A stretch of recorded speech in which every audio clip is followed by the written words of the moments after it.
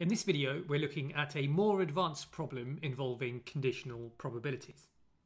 I won't read out all of the text here, but I recommend you pause the video and read the question and then hit play again when you're ready. Okay, hopefully you've read the question. The first thing we need to do is complete the missing probabilities on this diagram. And then once we've done that, we need to calculate the probability that someone chosen at random has the condition given that their test result was positive. Okay, before we get into this, let's just make sure we understand what we mean by positive and negative results on medical tests. Now, positive and negative in this context don't mean good and bad results. A positive result means that the test is saying you have this condition. So generally, a positive test result in a medical context is not a good thing. And a negative result means that the test is saying you don't have the condition. Now, the point is that tests are not always accurate. For example, if you have the condition, then the test should always come up positive. It should always show a positive result. However, what this question tells us is that the test only shows a positive result 96% of the time. Also, if you don't have the condition, then the test should always give you a negative result because you don't have the condition. However, this test only shows a negative result 98% of the time if you don't have the condition. So this test is not completely accurate. Right, let's see how these numbers fit in to the diagram we've got here. So this diagram is drawn starting off by looking at whether you've got the condition or not. Yes or no. And it says our probability of having the condition is 0.01, which is 1/100th. And that comes from this line in the question. Only 1 in 100 people in the population have the condition. So somebody selected at random from the population only has a probability of 1/100th, or 0.01, of having the condition. Now, if you have the condition, a perfect test would give you a positive result 100% of the time and a negative result never. However, we saw up here that the test only shows a positive result 96% of the time if you have the condition. So that 96% is shown here as a decimal, 0.96. Now, the other number that's already filled in for us is this one here. This is telling us that if you don't have the condition, then the test will show a negative result 98% of the time. 0.98 is 98%. Now, if you don't have the condition, a perfect test would give you a negative result 100% of the time. But this test is not accurate. Now, where has this come from? Well, it's come from the next sentence up here. Right, now we understand where these numbers have come from, we can fill in all the missing numbers. If only 1 in 100 people have the condition, that means 99 in 100 people don't have the condition. So that's 99 hundredths, or 0.99. That's the probability of not having the condition. Notice, as you would expect from a tree diagram, that these probabilities add up to 1. Now, if you've got the condition, then 96% of the time you will test positive, and that means 4% of the time you will test negative. 4% as a decimal is 0.04. Notice again, these probabilities add up to 1. What do you think is going to go in here? Hopefully you've worked it out. It's 0.02. If 98% of people without the condition test negative, that means 2% of those people must test positive. So, we have completed the first part of the question by filling in the missing probabilities. Now, we need to calculate the probability that a person chosen at random has the condition given that their test result was positive. In other words, we want to work out this probability here. Now, this is quite complicated. You can't just think, okay, we're looking for someone who has the condition and gets a positive test and go along here and say the answer is 96% or 0.96.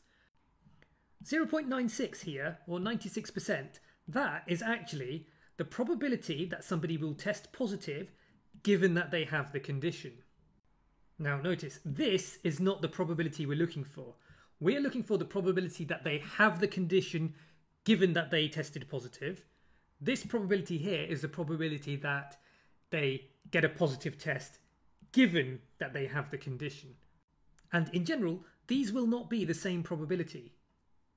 So here's how we're going to work this out. First of all, let's work out the proportion of the population that will test positive. We have two groups of people who will test positive.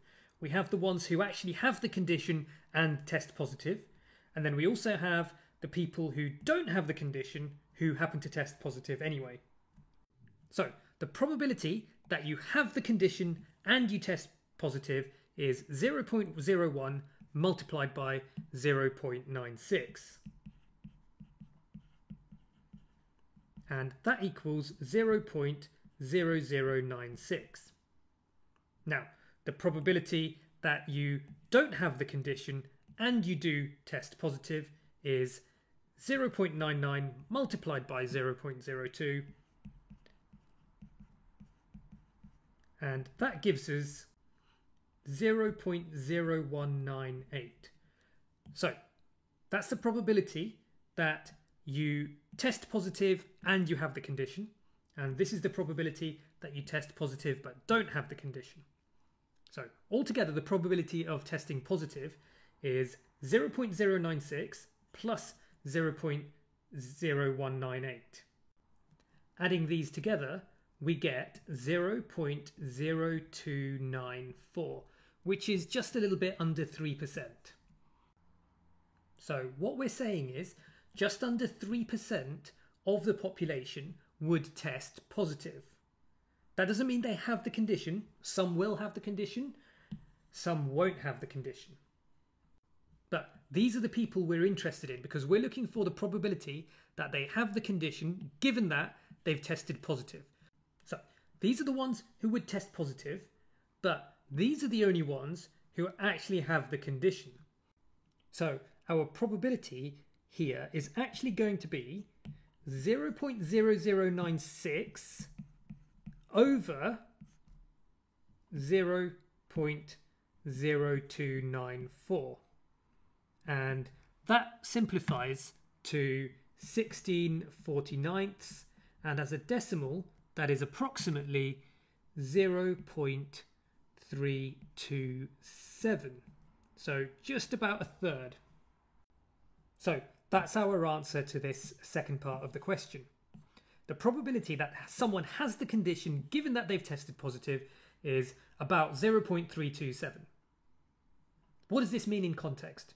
Well, it means if you take somebody at random from the population and you test them and the test comes out positive, that doesn't mean that they've got the disease. In fact, the chance that they've got the disease is less than a third.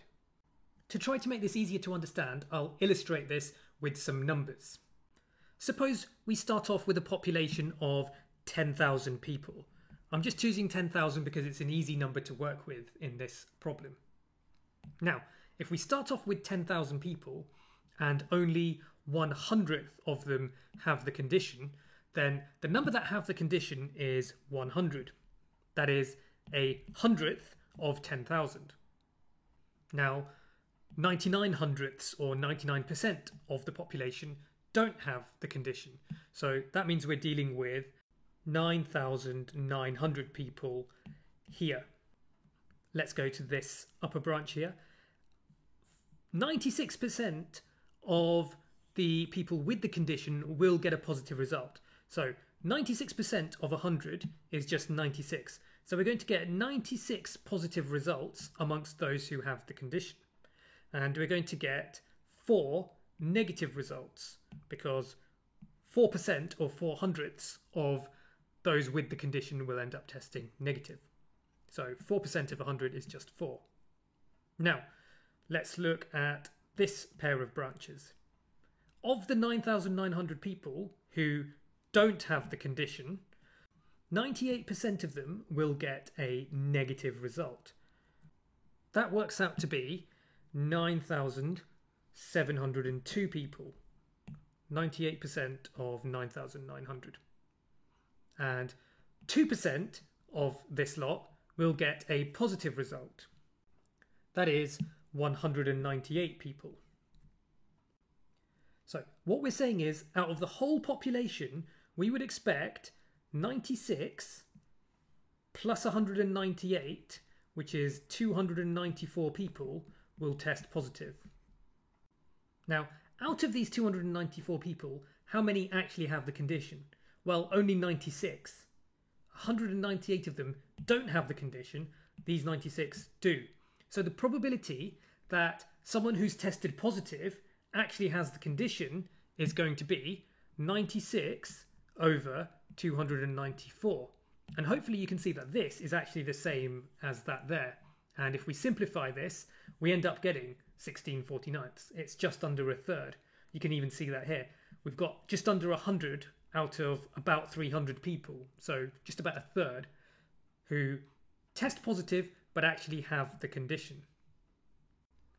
Just to finish off, I want to focus on a little bit of vocabulary that is not important for the GCSE, but is something that you might quite like to know.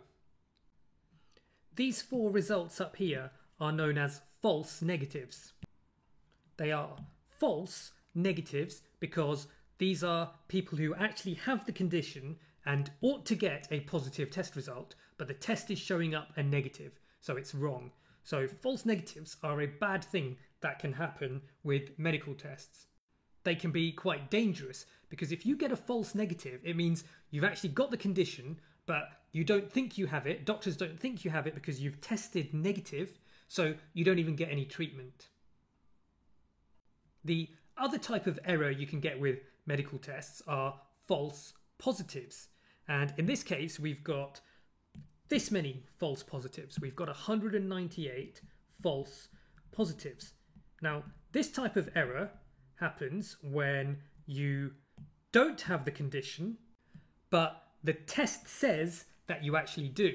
So the test is wrong. It's given you a false positive. So this is perhaps not as dangerous as a false negative, but it can be quite worrying. You're going to worry that you've got this condition when you actually don't. And it could turn out to be dangerous if you start getting treatment that you don't really need.